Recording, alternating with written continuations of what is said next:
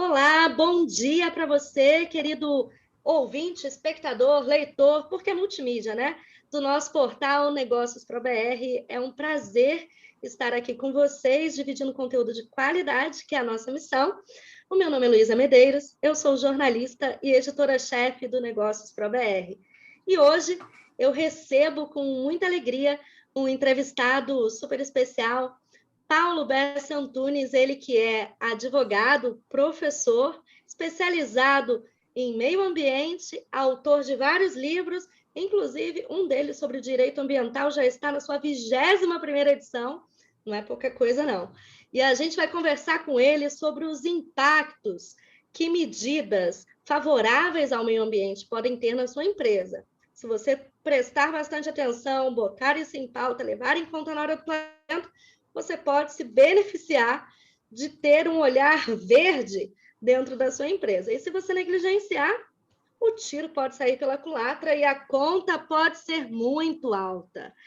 Essa é uma semana especial para este tema, Semana do Meio Ambiente. Seja muito bem-vindo, professor Paulo. Obrigada pela sua presença. Oi, Luísa, obrigado.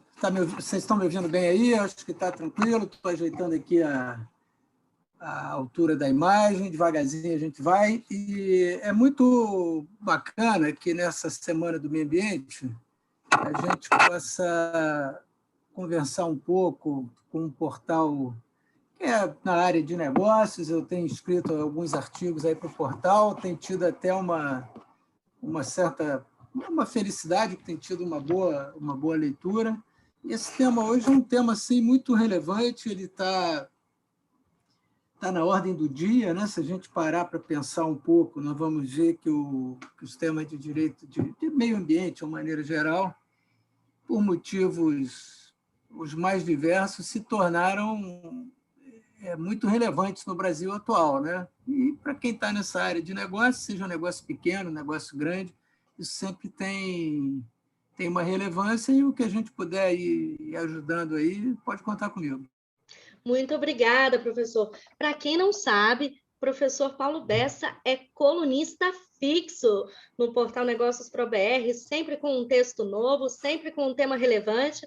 Vocês podem consumir o conteúdo de qualidade desse especialista no www.negocios.pro.br, sempre novidades por lá. E vamos já começar o nosso esquenta aqui do nosso conteúdo, professor?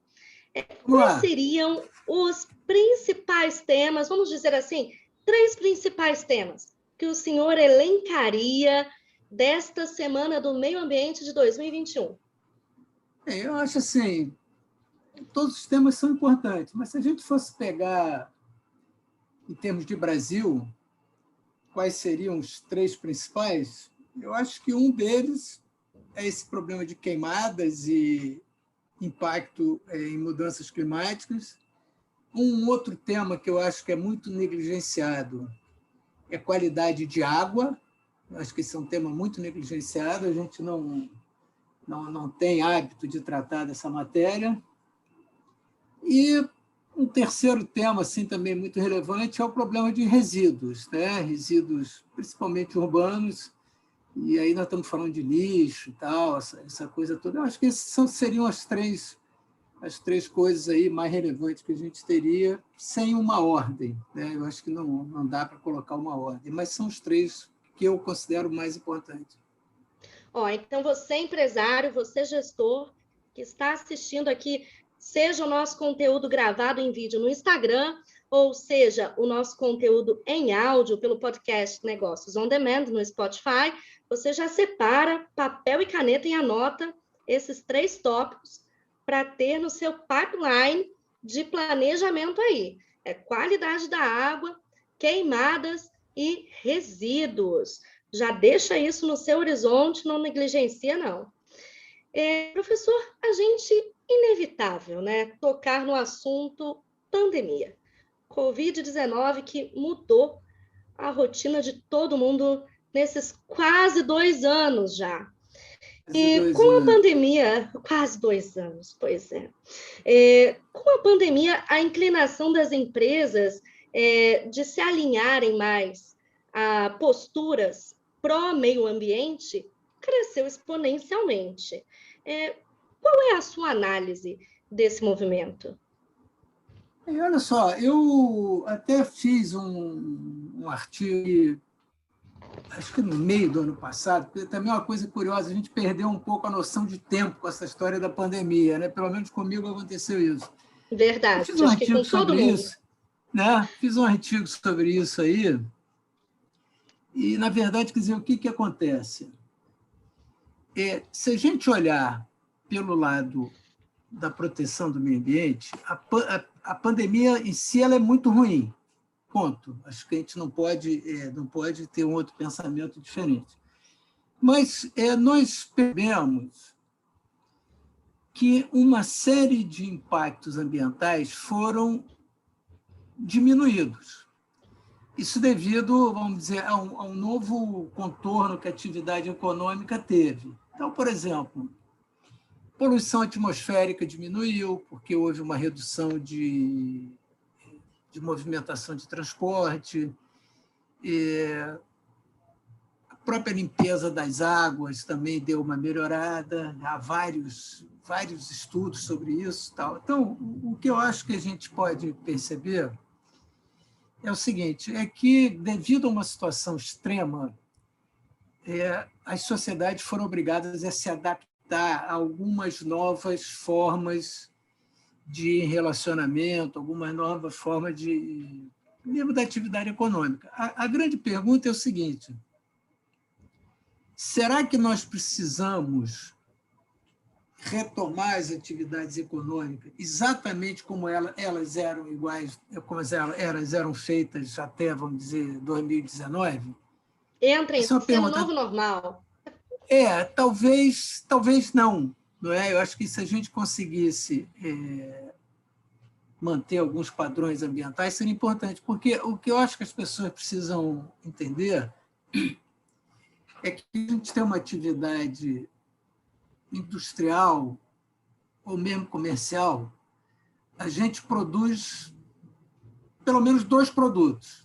Um é o produto que você quer fazer, então o sujeito fabrica sapato, então um produto que ele faz é o sapato, e o outro produto é o resíduo ou lixo. Mas aí a pergunta é o seguinte, o que é o resíduo ou lixo? O resíduo ou lixo é o mesmo produto que o sujeito usou para fazer o sapato, que por um motivo ou por outro foi mal aproveitado e virou resíduo. Então, o que significa? Quanto menos resíduo eu gerar, significa que eu vou ter mais produto, porque é o mesmo material, a mesma matéria-prima que gera o resíduo é que gera o produto. Então, produções feitas com mais critério, com mais cuidado, geram menos resíduo e, portanto, sobra mais produto. Então, eu acho que essa é uma primeira observação.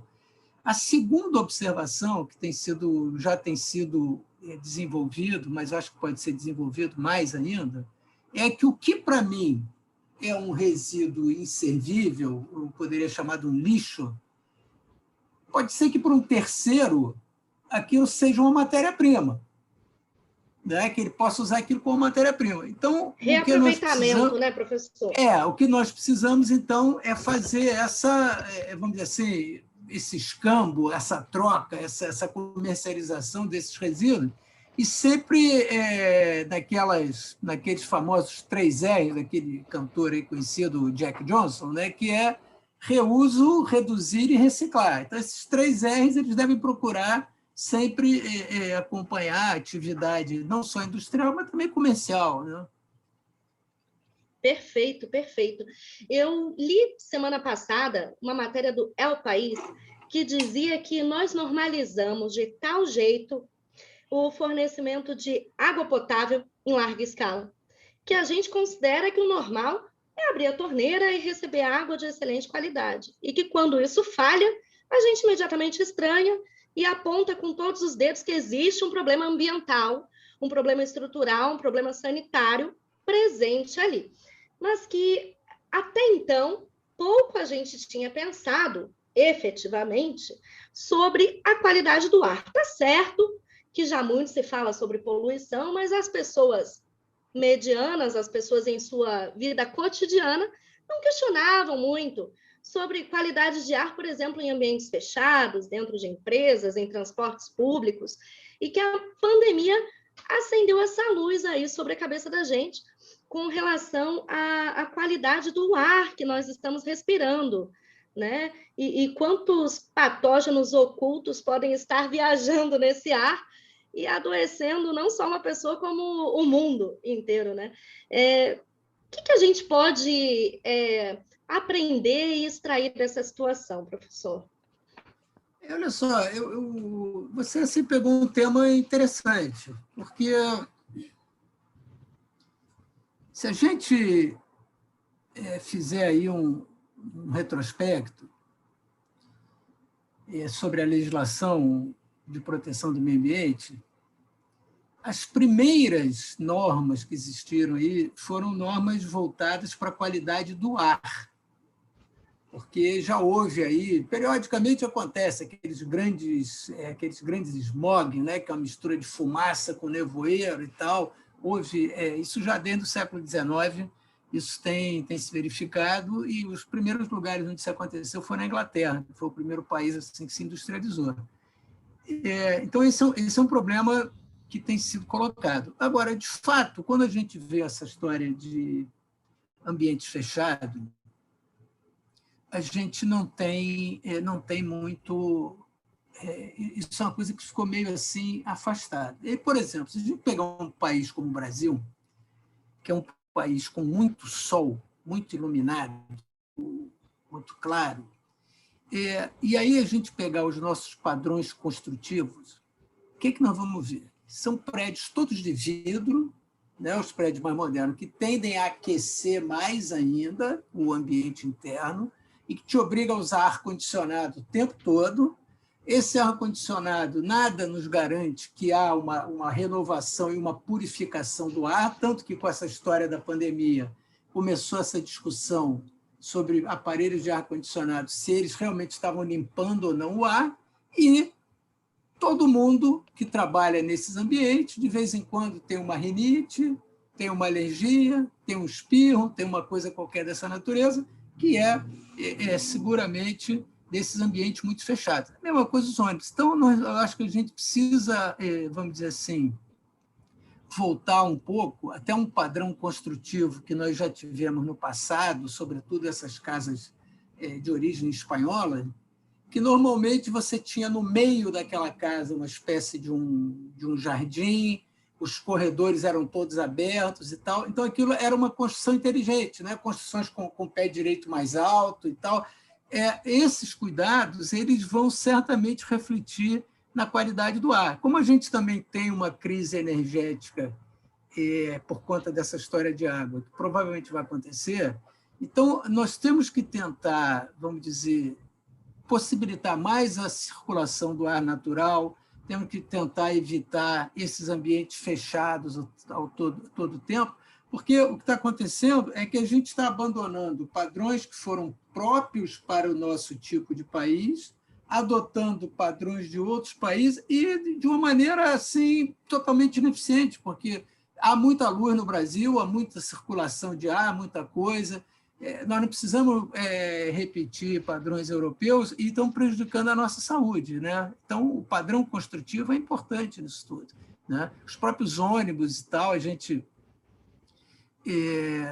circula com ônibus e trens muito cheios e isso precisa ser revisto, ter mecanismos mais rápidos de levar a população e com mais abertos, mais arejados. E a pandemia está mostrando isso, porque nós vivemos trancados num monte de lugar e as pessoas, às vezes, vêm para o Brasil para procurar lugares abertos. Nós procuramos nos enfiar em lugar fechado. Acho que isso é uma contradição. Nossa, que interessante, hein, professor? Esses insights que o senhor está trazendo para a gente, porque toda crise, ela ou mata ou ela ensina a gente a evoluir, não é mesmo? E, nesse caso, tem muito aprendizado aí, a gente olhando um pouquinho para trás, nas nossas próprias arquiteturas, de algumas décadas atrás no Brasil, os jardins de inverno, os pés direitos altos, as janelas em formato de porta, né?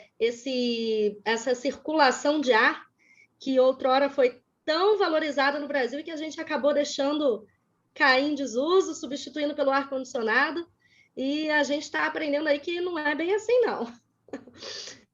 Verdade. É verdade.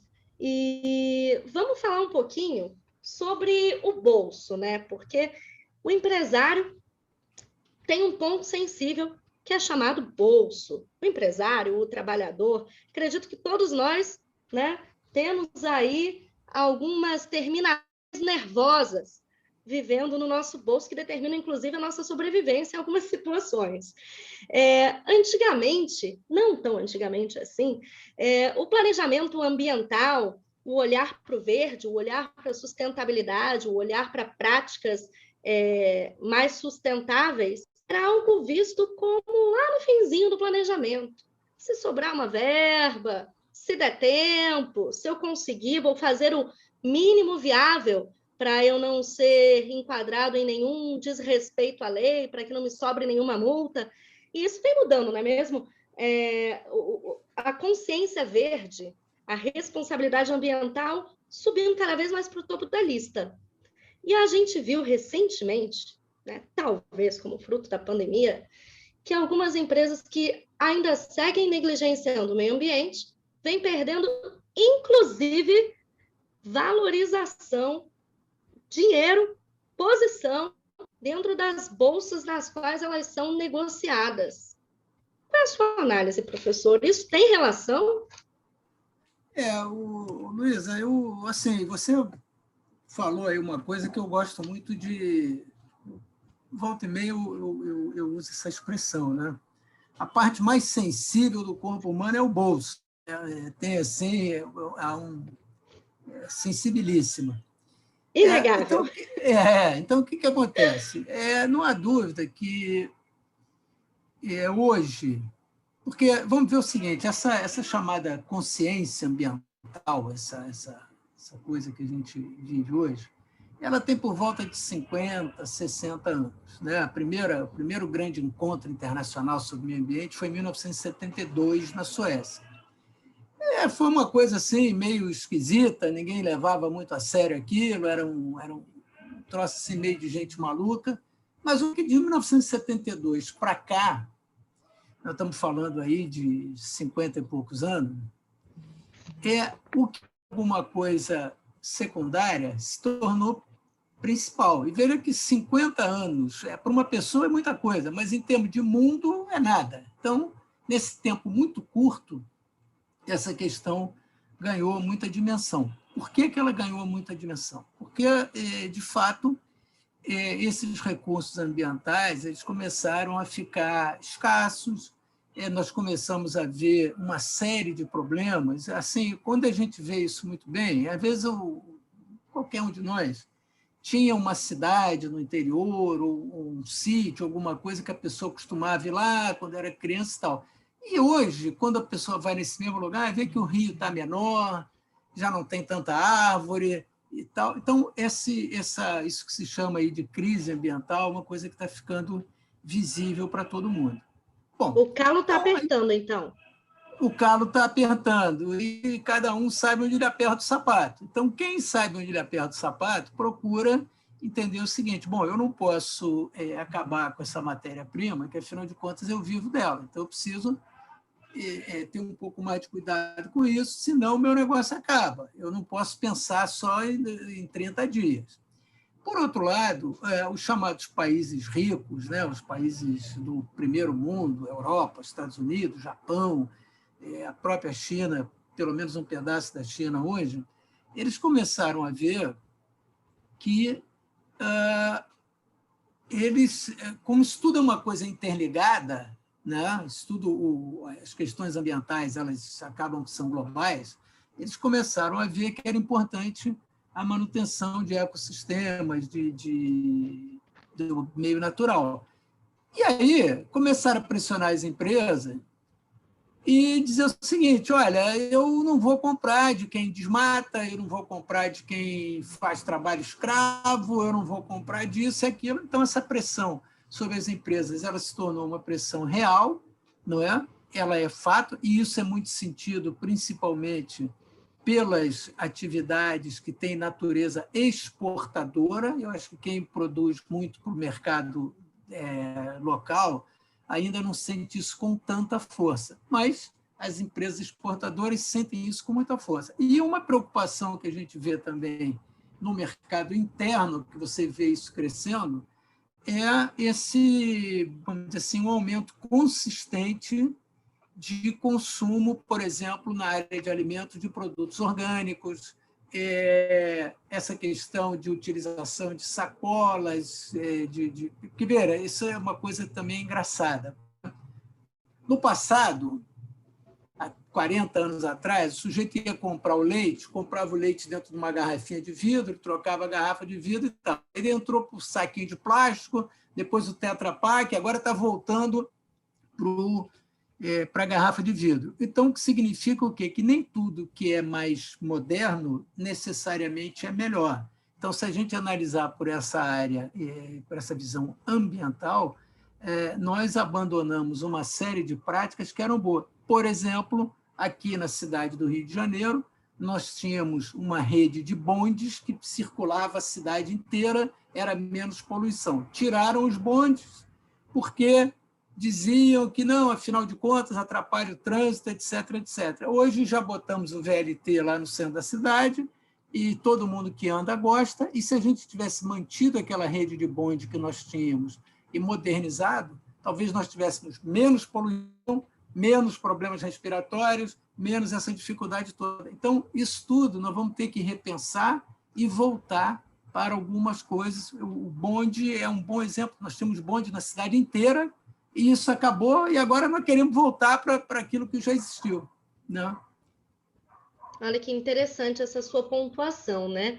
A questão, por exemplo, do leite, né? Que ilustra muito bem vários outros itens descartáveis que a gente pode elencar na nossa rotina. A gente pede um delivery, se a gente não marca lá que não é para vir garfinho, faquinha, guardanapo, sacolinha e não sei o quê, vem ali pelo menos 6, 7 itens descartáveis em um único delivery que você solicitou. Uma ida ao mercado também. Pode contar ali quantas embalagens, né? E em algum momento, se instituto descartável era muito bom, só que o descartável, quando ele não é biodegradável, ele trata o planeta como se o planeta fosse descartável, não é mesmo? Demorou um tempo para entender. Nós até publicamos aí no portal um artiguinho aí, já tem algum tempo atrás, sobre o problema de plástico nos oceanos, que é uma verdadeira vergonha. É um negócio assim que a maioria das pessoas não sabe, mas tem verdadeiras ilhas de plástico flutuando aí pelos oceanos e tal. E isso tudo, por exemplo, se a gente pegar morte de tartaruga, né? Quais são aqui no Brasil, quais são os principais, tartaruga marinha, estou falando, quais são os principais itens que levam à morte de tartaruga no Brasil? Ingestão de ponta de cigarro, olha isso, ingestão de plástico, né? E a pesca é a terceira ou quarta forma de morte de tartaruga. Então veja, qual o efeito negativo que isso tem, né? Se a gente analisar, por exemplo, as praias, aí foi interessante, porque a Conlurb, que é a companhia de limpeza aqui do Rio de Janeiro, que, no meu modo de ver, faz um belo trabalho nessa época aí de Réveillon, essa coisa toda, eles mostraram que no ano passado, né, de 2020 para 2021, a quantidade de lixo que eles recolheram nas praias foi infinitamente inferior àquelas que eles recolhiam nos anos, vamos dizer, normais, né? Então, aí tem um fator cultural. Se a gente pegar, por exemplo, Tóquio, uma cidade do Japão, que tem população maior do que a do Rio de Janeiro, a cidade de Tóquio ela é varrida uma vez por semana. Então, a limpeza urbana de Tóquio varre a cidade inteira uma vez por semana. Uma vez por semana.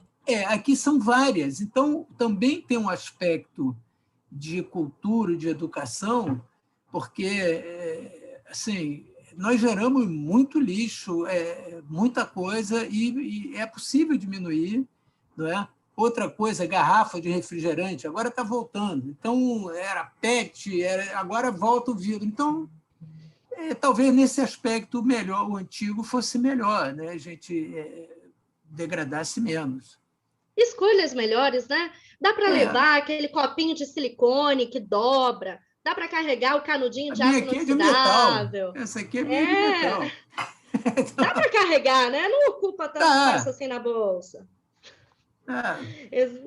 É só uma questão de mudança de hábito, né? Que a gente sabe que hábito não se constrói do dia para a noite e não se destrói do dia para a noite também, né? É um trabalho E diário. educação, né? Mas eu acho que, por exemplo, desculpa interromper, mas eu acho que isso tem melhorado, porque hoje, por exemplo, a maioria das escolas já tem os alunos, as crianças pequenas, né?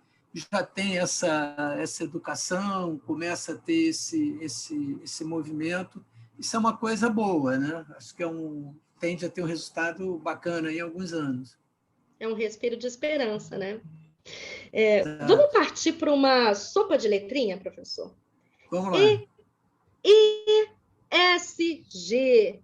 Está super na moda. Todo mundo falando que precisa implementar, que é indispensável, que não dá para ficar sem, mas ninguém ainda entendeu o que é isso e como faz para aplicar ESG na prática. Conta para gente. Bom, olha só, isso aí é um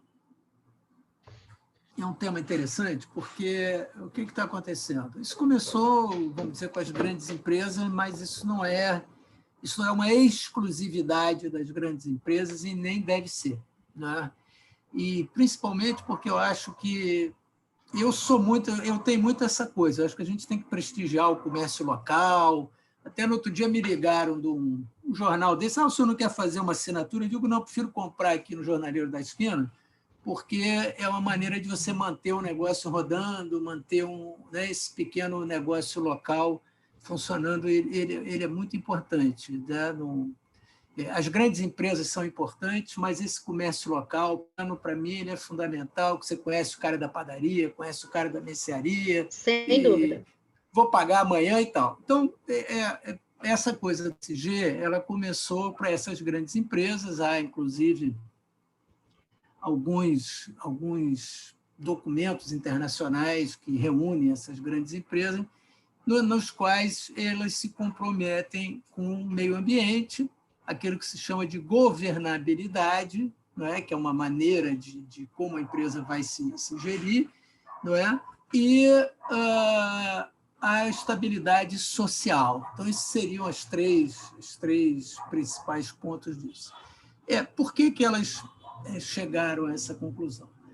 Primeiro, porque, óbvio, havia uma grande pressão por conta, principalmente, de grandes empresas que usavam os recursos naturais de uma forma assim, pouco racional, né? De uma maneira até com desperdício e tudo mais, e elas próprias chegaram à conclusão também que, no fundo, estavam matando a galinha dos ovos de ouro, então precisavam, vamos dizer assim, ter mais respeito com a atividade, principalmente no setor extrativista, né? Mineração, madeira. E, por exemplo, se a gente pegar a indústria da pesca, que é uma situação muito complicada, a pesca no mundo inteiro ela vem em declínio aí, muito rapidamente, a pesca nos oceanos, e hoje a única coisa que cresce em termos de pesca é a pesca confinada, não é? Então, isso ficou claro. Então, houve essa preocupação. Muitas vezes é uma preocupação real, outras vezes nem tanto, alguma coisa que precisa ser examinado com mais critério. Na parte social, o que se verificou também?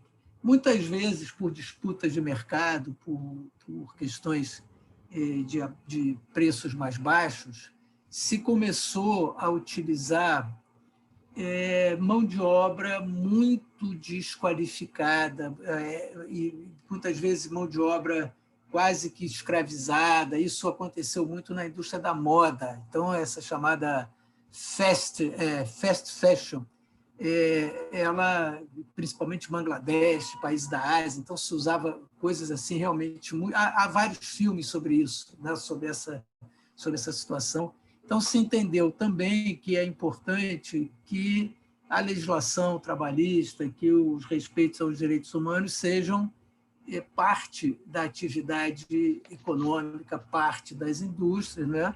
E essa questão do meio ambiente, né?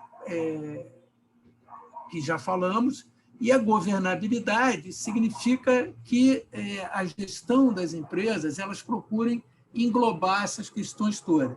Ah, bom, mas isso é só para empresa grande? Não, empresas pequenas, microempresas, o sujeito da mercearia da esquina, ele também pode fazer isso. E, aliás, ele até faz isso, a moda dele, já há muito tempo, né? Porque sempre procuram empregar pessoas da própria localidade, tem aquela economia que é típica do pequeno negócio, porque, no fundo, essa questão de meio ambiente é uma questão de economia de recursos, né? E o pequeno negócio não está aí para desperdiçar, ele está sempre com essa preocupação. Então, a ideia é essa. Há muitas empresas que se pretendem oferecer consultorias disso e daquilo e tal. Eu acho que, é claro que grandes empresas talvez precisem disso, mas um negócio menor, um negócio é um pouco de racionalidade, um pouco de boa vontade, acompanhar portais ou grupos de debate, assim como aqui o nosso Negócio Pro e tal, e aí as dicas vão surgindo e, claro que cada empresa, cada lugar tem a sua peculiaridade. Mas a ideia é essa, quer dizer, é ter relações justas com a comunidade, ser parte da comunidade, se integrar à comunidade, dar empregos sem discriminação, procurar ter um relacionamento fraterno, colaboradores, empregados e tal. Basicamente é isso, quer dizer, não é nada além do que uma gestão racional do seu negócio. Eu acho que tem muito também de marketing, muita coisa em volta disso, mas acho que não vai além disso assim, de uma maneira muito tranquila. No fim do dia, seria aplicar escolhas éticas de ponta a ponta? E no fim do dia é isso, é você ser um bom vizinho da sua comunidade, tratar todo mundo bem, não maltratar o gato, a ideia é essa. São escolhas éticas, são escolhas que pessoas de bem fariam para si próprio, né? Acho que esse talvez seja o recado. Uau, que aula, hein, professor? Quanto conteúdo bom, quanto insight. Tenho certeza que a nossa audiência já está com a cabeça fervilhando de perguntas a essa altura. Então, eu quero convidar você que está assistindo o vídeo pelo IGTV, deixa a sua pergunta aqui nos comentários que a gente vai encaminhar para o professor. Ele vai responder, professor? A nossa audiência consegue um tempinho para tirar as dúvidas do pessoal? A gente sempre que pode vai falando. Acho que o nosso papel aqui é um pouco de disseminar ideias e trocar opiniões e tal. A função é essa.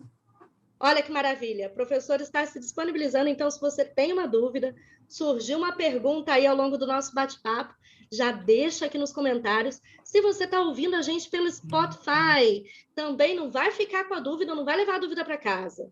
Entra no nosso Instagram, Negócios Pro BR, e manda um direct para a gente, que a gente te responde. Vamos falar um pouquinho, professor, sobre geração Z, né? Cada vez um novo nome para uma nova geração, um novo perfil de comportamento. E a McKinsey fez uma pesquisa sobre o perfil de consumo da geração Z, que vai ser aí pelo menos 25% da população economicamente ativa até 2026. E um dos dados que me chamou muita atenção nesse relatório que a McKinsey fez é que a geração Z ela é menos fiel a marcas, ela muda mais, ela experimenta coisas novas, muda de fornecedor, muda de marca, muda de formato, muda de sabor, com mais facilidade,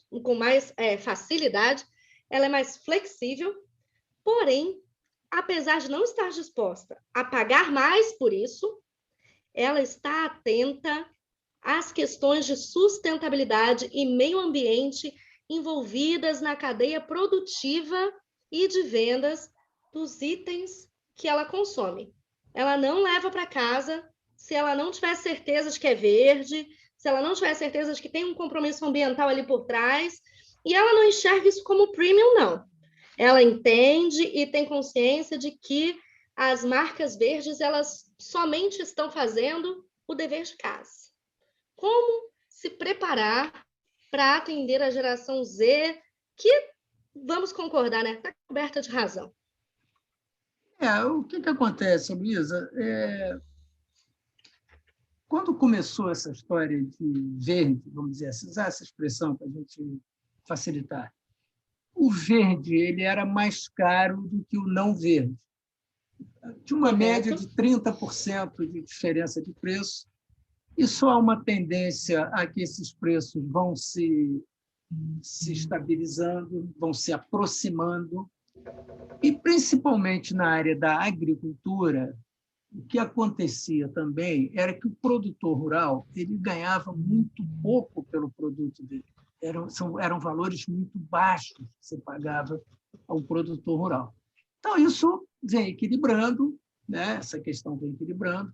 Eu acho que o preço é um fator importante até para a pessoa entender que tudo tem um custo, desde que os preços não sejam, obviamente, excessivos e a pessoa possa pagar.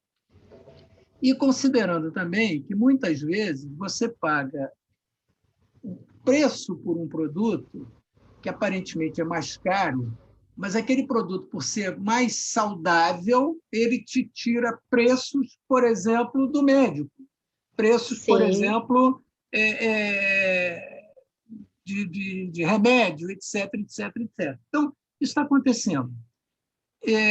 Isso é fruto daqueles poucos 50 anos que a questão ambiental começou a crescer. Então, essa geração Z, ou que letra isso tenha, ela já nasceu com isso.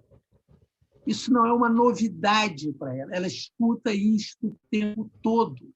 Então, essas pessoas elas tendem a ser mais preocupadas com o meio ambiente do que os mais velhos.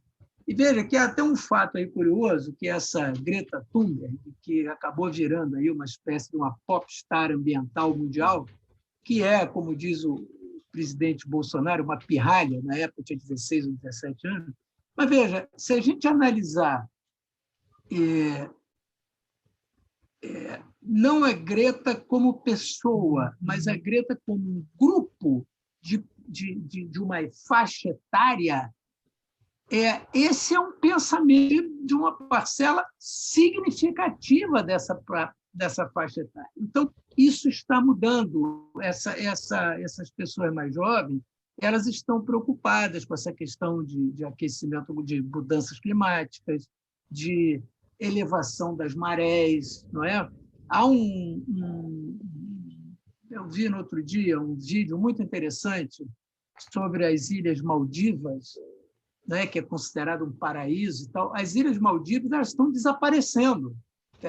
Há um vídeo aí na France 24, que é um canal francês em espanhol, sobre as batalhas climáticas das Maldivas, é o nome do vídeo. Vale a pena ver. Ela está desaparecendo. Tanto que está havendo uma coisa lá estranhíssima, que é com financiamento chinês, estão fazendo uma ilha artificial para ficar com a população de lá, porque o negócio vai desaparecer. Então, isso tudo são questões muito importantes, e esses garotos estão com essa preocupação. Eu acho que isso é positivo. A gente precisa entender que nós estamos vivendo num momento aí de transição e que demanda responsabilidade das pessoas com relação a uma série de coisas, porque o comportamento nosso, ele como padrão, ele tem sido irresponsável. E o que é a ideia de responsabilidade? A ideia de responsabilidade que eu estou tratando aqui é a capacidade que você tem de, com as suas ações, prejudicar o terceiro. Então, você tem que procurar não produzir ações que possam prejudicar o terceiro. Então, se você faz ações que prejudicam o terceiro, isso é um comportamento irresponsável, porque, no fundo, nós todos temos algum grau de responsabilidade uns com os outros. Não é? Essa é a ideia. Perfeito. Eu vou retomar um trechinho da sua fala para a gente puxar um gancho sobre a Greta, né? Quando o senhor diz que ela não é uma pessoa, mas que ela é porta-voz de um grupo de pessoas, né? De repente, de uma geração e também de uma parcela de pessoas, uma geração para cima, uma geração para baixo. É uma voz que está mudando, né, no meio da sociedade. E aí, como representante, que ela é dessa geração Z, que quer consumir o que tem responsabilidade ambiental sem pagar a mais por isso, essa geração também está atenta ao que é papo da boca para fora, sem fundamento, e o que é responsabilidade de fato. E aí a gente entra num tópico polêmico. O fake green. Empresas que, lá na linha de produção, estão fazendo tudo errado e estão com uma cadeia produtiva super escusa, não tem procedência no lugar de onde compram matéria-prima, de repente estão jogando resíduo à torta e à direita, tratam os funcionários sem nenhuma perspectiva de dignidade, mas incluem ali uma ecobag ou outra, colocam uma campanha de utilização de caneca dentro do escritório, uma coisinha pontual ou outra, para tentar encobrir uma jornada cheia de rastros de negligência. E usam uma ou outra ação pontual para propagandear, para usar a favor do seu marketing, para sair na imprensa, para usar na campanha da rede social, para dizer que é verde. E o público não parece estar comprando mais muito isso, não. Qual é a sua visão sobre isso, professor? Luísa, olha só, você tocou um assunto aí interessante, que é o que se chama de greenwashing. Então, da mesma maneira que você tem lavado dinheiro, essa coisa toda, tem esse chamado greenwashing. O que é o greenwashing? É você tentar gerar uma aparência de, vamos dizer, ecologicamente correta. Então, você é o verdão, né? O que acontece? Nessas questões ambientais e sociais, isso é cada dia mais difícil de você manter. Por quê? Porque há uma quantidade enorme, assim, gigantesca, de pessoas, grupos, associações, cuja finalidade é monitorar isso tudo. Né? E com essa história de internet, vídeo, Instagram, esse mundo de coisa que tem por aí, vamos dizer assim, Big Brother is watching you. Você não tem mais aquela coisa, vamos dizer assim, que ninguém saiba. Todo mundo sabe de tudo. Então, a tendência disso vamos dizer, cair no ridículo, ser prejudicial para as próprias pessoas e empresas que fazem isso, porque uma vez que você entre num noticiário como um fake green, né, nunca mais vai sair, porque também tem essa história, a internet é forever, então você não consegue sair fora. Então, a melhor maneira de enfrentar essas questões, do meu modo de ver, é realmente adotar políticas sérias e ser coerente com essas políticas. Né? Até porque, o que acontece? Nenhuma empresa se basta a si própria, elas todas estão dentro de diversas cadeias e tal, cadeias produtivas diferentes. Então, nessas cadeias produtivas, alguém que é o seu fornecedor ou o seu comprador, ele vai querer fazer uma verificação de como é que isso funciona, porque isso impacta no negócio dele. Então, ele precisa ter uma cadeia ok. Então, assim, cada vez é mais difícil você ter essa postura. Então, o que a gente está verificando? o modelo de produção hoje existente no mundo, ele está se transformando, ele está passando por uma transformação, porque ele está entendendo que o chamado business as usual, né, o negócio como sempre nós fizemos, ele hoje já encontra dificuldades que talvez não tivesse há 20 anos atrás. E ele precisa mudar porque as pessoas estão mudando, o perfil dos consumidores está mudando. E, veja, isso não é só para pessoas com mais recursos. Mesmo comunidades mais modestas, comunidades com menos acesso, menor renda, também estão começando a ter essas exigências. Porque, veja bem, por que a pessoa mais pobre vai ter produtos de pior qualidade ou produtos que prejudiquem mais o meio ambiente? Então, hoje isso já tem muita dificuldade de ser assim, né? E há um fenômeno também muito interessante que tem acontecido e que as pessoas precisam ficar espertas, porque senão, principalmente a área de produtores de alimento, vai sofrer com isso, que são as chamadas hortas urbanas. Isso é um fenômeno que está acontecendo aí no mundo inteiro. Aqui no Rio de Janeiro tem começado a acontecer, a prefeitura mesmo da cidade do Rio de Janeiro tem algumas hortas que elas incentivam, então isso impacta na diminuição do custo de alimento. As hortas, em geral, são orgânicas, e, na medida que isso vai crescendo, os próprios produtores de alimentos, isso tudo, eles vão ter que mudar também, porque senão eles não vão vender mais nada, porque o sujeito planta no terraço do prédio dele, ou planta na praça pública. Isso começou em Berlim, na Alemanha, que é uma cidade rica, e isso lá é uma coisa que funciona bem. Teve origem, essas hortas elas se originaram na Segunda Guerra Mundial, porque dificuldades evidentes, mas elas ressurgiram agora com essa pegada ecológica. É o poder inegável que só o consumidor tem de mudar o mercado, né? A gente já conhece isso de longa data e se mostra mais real a cada dia. Então, acabou a era do falem bem ou falem mal, mas falem de mim. Agora, só vale se for para falar, né, do jeito certo, e só vale também propagandear aquilo que for de verdade, né? Que ninguém está comprando mais propaganda falsa, e eu espero que em breve também não mais fake news, não é mesmo? Exato. Professor, a gente está chegando aqui na reta final da nossa conversa, que está sendo deliciosa, super enriquecedora. Muito obrigada, professor. E eu queria te fazer duas perguntinhas que a gente está estabelecendo como uma tradição aqui no Negócio Pro BR, que é para deixar os nossos espectadores, leitores, ouvintes inspirados. A primeira é um insight que o senhor gostaria de recortar.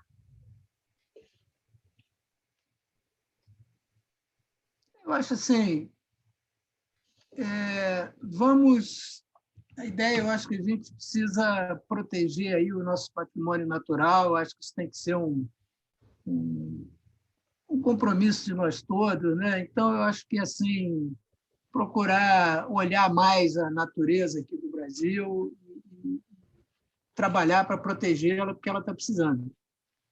Perfeito. E, por último, divide com a gente uma coisa, um pensamento, uma frase, um sentimento que te inspira. Olha, eu gosto muito de uma frase de um pensador, um filósofo americano chamado Henry David Thoreau, que dizia o seguinte: eu gostaria de dizer uma palavra a favor da natureza, porque a favor da sociedade já tem muita gente falando. Então, acho que isso é uma ideia boa. Olha, incrível.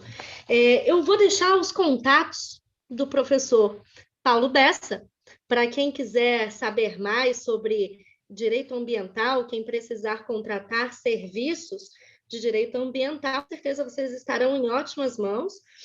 O site do professor é www.paulobessadireitoambiental.com.br, e se você está me assistindo no Spotify, eu vou repetir especialmente para você, para dar tempo de você anotar. www.paulobessadireitoambiental.com.br. Considerações finais. Este conteúdo está disponível no IGTV, no Instagram da Negócios ProBR, também no nosso site, acompanhado da matéria escrita desta entrevista, se você prefere ler. E em uma semana estará disponível também no Spotify, através do programa Negócios On Demand. Se você ainda não segue a gente no Spotify, corre lá para conferir os conteúdos, que já tem coisa legal por lá. A entrevista com Giovanni Gávil e Marcelo Reis sobre trabalho de time já está disponível em formato podcast no Spotify e também no nosso site. E para acompanhar as colunas do professor Paulo Bessa, sempre no nosso portal, é só procurar pelo nome dele, lá na seção de colunistas, e conferir tudo que ele já publicou, que a gente não tira nada lá. O arquivo está lá para você conferir na hora que você preferir.